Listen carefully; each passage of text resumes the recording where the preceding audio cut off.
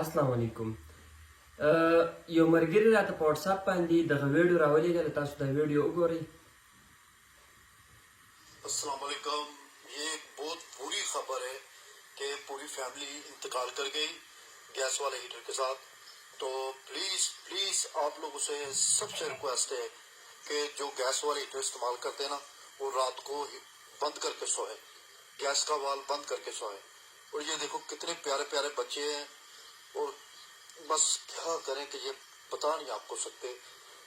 تو پلیز اس ویڈیو کو شیئر کرو تاکہ لوگ اس هیټر سے دا ویډیو تاسو وکتله د احتیاط لپاره دا ویډیو کومه سپیشل زموږ په کور کې نن سبا جمع دی او د ګیس هیټر به د ټولو په کورونو کې لګېدلي استعمالوئ. خو چې کله د شپې اوده کېږئ نو دې قسم دا پیغام ورکړی دی دا چا چې دا ویډیو کړې ده چې که چېرته تاسو د شپې اوده کېږئ نو تاسو د ګیس دغه هیټر چې کوم دی دغه بندوئ، یا دې ته چې کوم وال لګېدلی د ګیس هغه د هغه ځای نه بندوئ.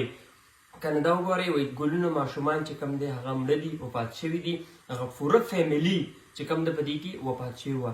نو سپیشل دا یو پیغام دی زموږ د کور د زنانو دپاره، زموږ چې کوم دلته کې د ګیس هیټر لګېدلي په کورونو کې. نو زه هم په خپل د ګیس د هیټر ته ناست وم، د خپل کور ټولو خلکو ته مې وویل چې تاسو کله هم د شپې اوده کېږئ هغه کېږئ نو دا چې کوم دی دا بندوئ، د دې هغه وال بندوئ. د اګاهۍ یو میسج دی غواړم چې ټولو پښتنو ته ورسي. دغه یو پیغام مې درکوم. خوشحاله اوسئ.